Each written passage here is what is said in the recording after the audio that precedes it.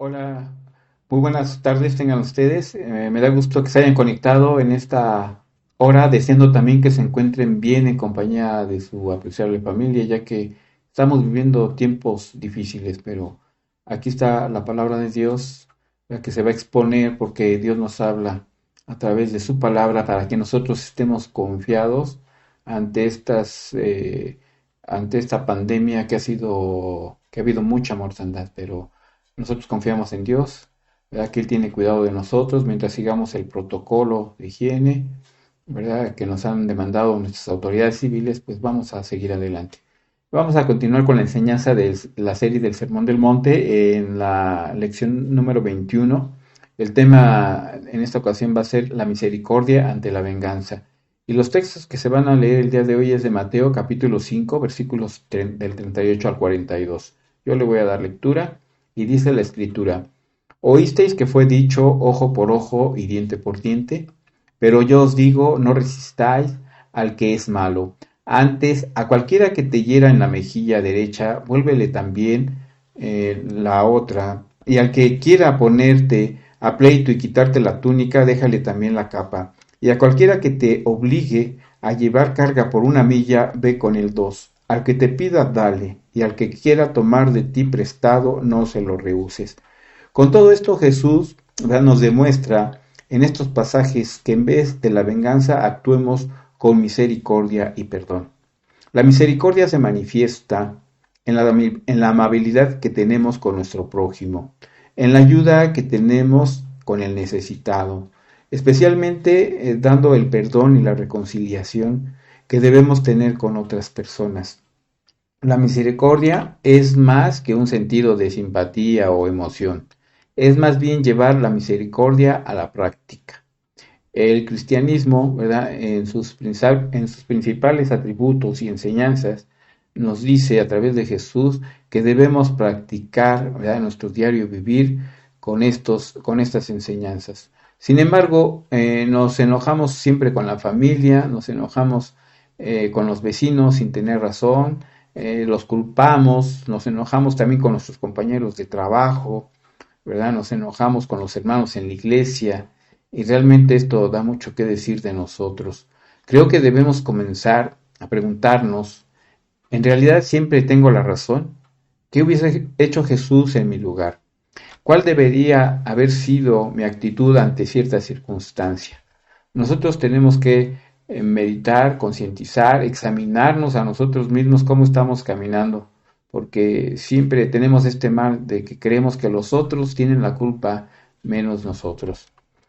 Jesús nos dice que procuremos estar en luz, en esa luz que brilla delante de la gente, para que viendo así, ¿verdad?, ellos también hagan y alaben al Padre que está en el cielo. En estos versículos que leímos, que Jesús está citando, ¿verdad?, el contexto viene desde la ley de Moisés y que está expresada allí en el Antiguo Testamento en varias citas. Está en el libro de Éxodo, en el libro de Levítico, en el libro de Deuteronomio. Y nada más quisiera yo leer esta cita de Éxodo capítulo 21, del versículo 22 al 24. Dice: si algunos riñeren e hirieren a una mujer embarazada, y ésta abortare, pero sin haber muerte, serán penados conforme a lo que les impusiere el marido de la mujer y juzgaren los jueces. Mas si hubiere muerte, entonces pagarás vida por vida, ojo por ojo, diente por diente, mano por mano, pie por pie, quemadura por quemadura, herida por herida, golpe por golpe. Prácticamente, el mandato de esta ley era evitar que los afectados o víctimas tomaran la venganza, ¿verdad?, en sus propias manos, al dejar que las autoridades de sus pueblos juzgaran y aplicaran esta ley conforme a la gravedad del delito que el agresor hubiere realizado. Y el criterio de los jueces, ¿verdad?, para establecer el tipo de castigo para el malhechor, ¿verdad?, se basaba en el mandato, ¿verdad?, de vida por vida, ojo por ojo, diente por diente, mano por mano, pie por pie, quemadura por quemadura, herida por herida, golpe por golpe, siendo la muerte la máxima condena a aplicarse. Y con esto Dios ¿verdad? Se aseguraba de aplicar la condena de acuerdo al nivel de la gravedad que el malhechor hubiera realizado, ya que en otras culturas había castigos, ¿verdad? No equitativos, había mucha injusticia, pero aquí es donde Dios da la ley, para que nosotros podamos, ¿verdad? Vivir de una manera más justa y equitativa. También Dios, ¿verdad? Se aseguraba que los que sufrían el daño no se vengaran por sí mismos, sino que dejaran a las autoridades, ¿verdad? De su gobierno que ellos castigaran el mal que ellos habían recibido. Este es el mismo principio que se observa en la actualidad, donde son las autoridades civiles puestas por Dios las que son encargadas de juzgar, de castigar a los criminales y nunca los ciudadanos. Y esto nos lo aclara también el apóstol Pablo cuando escribe a la iglesia de Roma, ¿verdad? En el capítulo 13, versículos del 1 al 4. Fíjense de qué manera habla el apóstol Pablo diciendo: sométase toda persona a las autoridades superiores, porque no hay autoridad sino de parte de Dios, y las que hay por Dios han sido establecidas. De modo que quien se opone a la autoridad, a lo establecido por Dios, resiste, y los que resisten acarrean condenación por sí mismos. Porque los magistrados no están para infundir temor al que hace el bien, sino al malo. ¿Quieres pues no temer la autoridad? Haz lo bueno y tendrás alabanza de ella, porque es servidor de Dios para tu bien. Pero si haces lo malo, ¿verdad? Teme, porque no en vano lleva la espada, pues es servidor de Dios, vengador para castigar al que hace lo malo. Entonces, este texto, ¿verdad? Primero, donde Jesús les dice: oísteis que fue dicho ojo por ojo y diente por diente, ¿verdad? Aquí vemos cómo tiene un propósito Jesús, ¿verdad? Lo primero que se debe hacer es, a través de este contexto que leímos también al principio acerca de la ley, que es donde lo toma nuestro Señor, dice que nosotros nos daríamos cuenta que esta ley fue dada a los jueces, ¿verdad? Y no al pueblo, sino a los jueces, para que ellos administraran la verdadera justicia con equidad. Entonces Dios dio, ¿verdad?, esta ley para impedir que los jueces impusieran un castigo indebido. Dios no quería, ¿verdad?, dejar la venganza en las manos de los individuos ofendidos o defraudados. Y esta ley fue dada para impedir que un juez le impusiera a alguien la condena de muerte por solo sacarle un ojo a otra persona. Esto sería injusto. Sin embargo, los fariseos y saduceos, ¿verdad?, y los escribas enseñaban que esta ley justificaba la venganza personal, que era incierto porque esa interpretación que tenían ellos no era la correcta. Por eso Jesús les empieza a enseñar y a decir a sus discípulos que no era así. De igual forma, en el Antiguo Testamento prohibía que el hombre tomara la venganza en sus propias manos. Si nosotros leyéramos en Proverbios capítulo 24, versículo 29, también nos da aquí otra pauta. Nos dice: no digas como me hizo, así le haré. Daré el pago al hombre según su obra. Eso nos dice que no debemos de vengarnos por nosotros mismos. Así como él me hizo, dice la Escritura, daré el pago al hombre según su obra, pero no debemos de vengarnos con nuestra propia mano. Y las Escrituras, ¿verdad?, nos dicen: paga con el bien el mal que te hacen. Paga con el bien. No pagues con el mal, mal por mal, sino paga con un bien el mal que te hacen. Y Jesús explica lo que es la justicia verdadera, una justicia que sobrepasa la justicia de los escribas y de los fariseos. Jesús nos enseña que Dios requiere, ¿verdad?, una justicia interna que transforme el corazón del hombre en lugar de una religión externa de ritos y fuerza de voluntades. Dios no quiere religiosismos, Dios quiere que llevemos a la práctica, que nuestro corazón sea transformado a su imagen y a su semejanza. Sabemos que ante una sociedad llena de odios, de rencores, riñas, de luchas, de pleitos, de egoísmos, de venganzas, el carácter del cristiano debe de ser, ¿verdad?, debe de mostrar una amabilidad, debe demostrar una actitud de bondad, de consideración, de ternura, como la vimos en Jesús.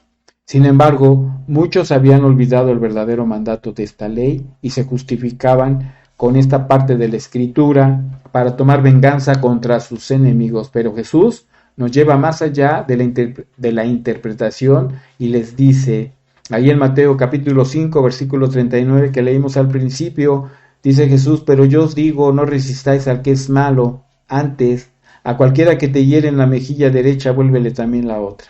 Entonces, ¿qué quiso decir Jesús con la frase, no resistan al que es malo? Aquí hay una frase muy interesante, no resista. Y el significado de esta palabra en el diccionario de las lenguas bíblicas nos dice que no seamos agresivos, no seamos hostiles hacia los individuos, hacia nuestro prójimo. En otras palabras, Jesús les instruye a sus discípulos que no actúen de una manera agresiva ni hostil hacia alguien que los ofende. El primer impulso, ¿verdad?, que nuestras sociedades hace es vengarse por sí misma, ¿verdad?, al desquite, ir al desquite y devolver con la misma moneda. Jesús nos dice, no le resistas al que te hace algún daño. Pero ¿cómo reaccionamos nosotros frente a una agresión? ¿Cómo reaccionamos ante un reclamo? ¿Cómo reaccionamos si alguien nos exige algo? Dios no quería que la gente buscara la venganza por sí misma, imponiendo un castigo, y se la dio a las autoridades civiles. El Señor quería que un juez, ¿verdad?, completamente ajeno a este delito, impusiera el castigo al acusado. Pero, sin embargo, los fariseos, fíjense, no aceptaban el propósito de esta ley, al igual que la gente de hoy en día. Esta ley fomenta la misericordia y restringe la verdad, lo cual impide la justicia. Estos ejemplos tratan la cuestión de la misericordia y la restricción de la venganza o la venganza contra la misericordia. Esto es lo que Jesús está tratando de explicar a sus discípulos y a nosotros hasta el día de hoy. Nuestro Señor Jesús, ¿verdad?, da estos ejemplos en forma de hipérbole. ¿Qué es una hipérbole? Es una aseveración exagerada, ¿verdad?, que le dan un realce a lo que está enseñando. De modo que el amor debe de responder ante cualquier situación donde usualmente responderíamos con agresión. Por ejemplo, tenemos el ejemplo de Jesús en Juan capítulo 18, versículo 22 y 23, nos dice la escritura, cuando Jesús hubo dicho esto, uno de los alguaciles que estaba allí le dio una bofetada, o sea, le dio una cachetada el alguacil a Jesús, diciendo, ¿así respondes al sumo sacerdote? Y Jesús le respondió, si he hablado mal, testifica en qué está el mal, y si bien, ¿por qué me golpeas? Ante esta agresión vemos que Jesús mostró una actitud de humildad, de mansedumbre y no de agresión. Él fue firme en su carácter, reprendió, sí, la bofetada que le dieron, pero no fue agresivo, no hizo una acción para defenderse de devolverle otra bofetada. Él lo confrontó, ¿verdad?, al señalarle sus palabras. Entonces vemos cómo Jesús nos enseñó con su ejemplo. Y sigamos el segundo ejemplo que nos dice aquí Mateo 5:40. Dice que al que quiera, ponerte a pleito y quitarte la túnica, déjale también la capa.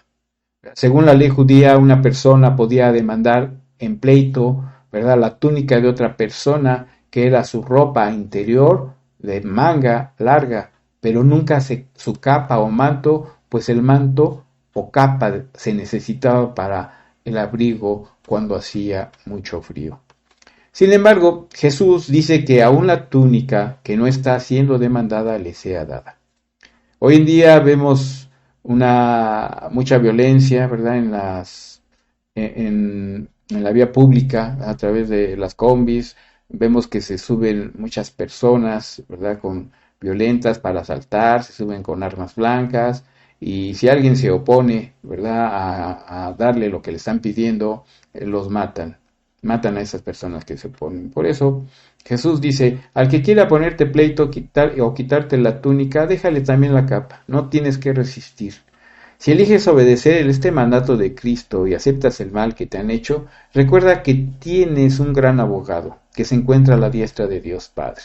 A Jesús se le llama nuestro defensor, o bien nuestro abogado que defiende, ¿verdad?, a su cliente.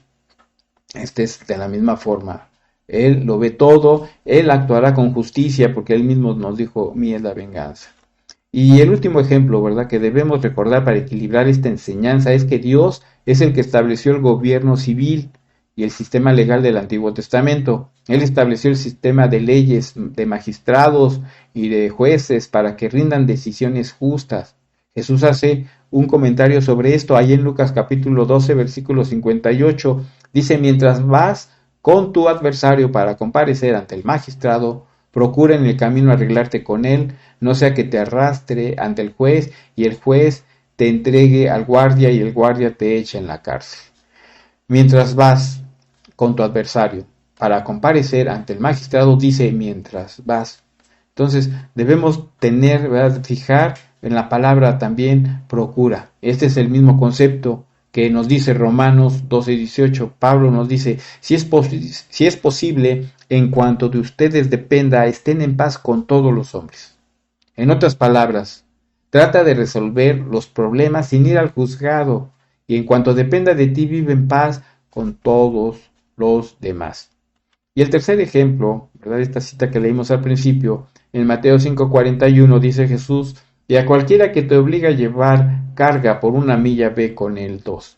Y en este versículo Jesús nos da un tercer ejemplo. Él dijo, y cualquiera que te obligue a llevar carga por una milla, ve con él 2.